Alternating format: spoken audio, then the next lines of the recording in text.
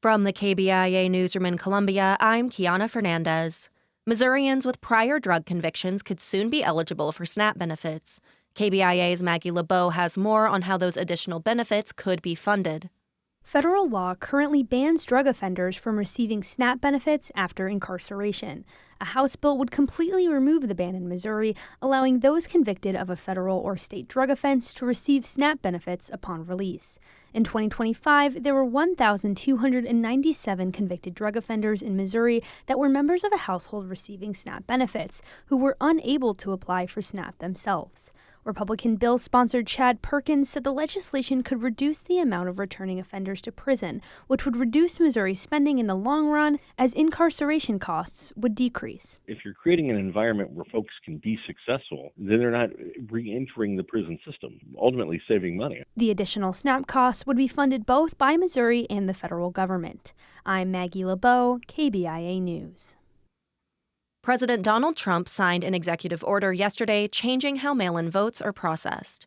The United States Postal Service will cross-reference mail-in ballots with a list of eligible U.S. citizens and reject any not in its system.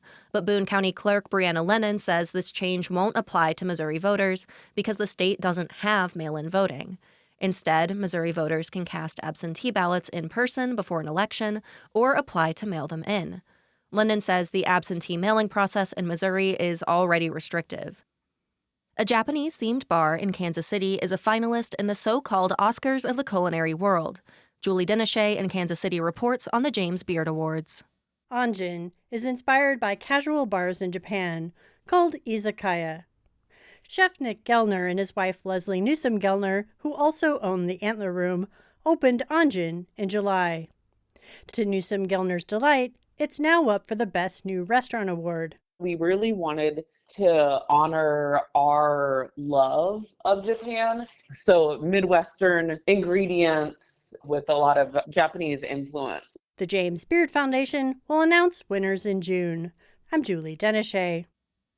Missouri Attorney General Catherine Hanaway announced a lawsuit yesterday against a Kansas City company that produces a kratom product called 7-0H for sale across the state.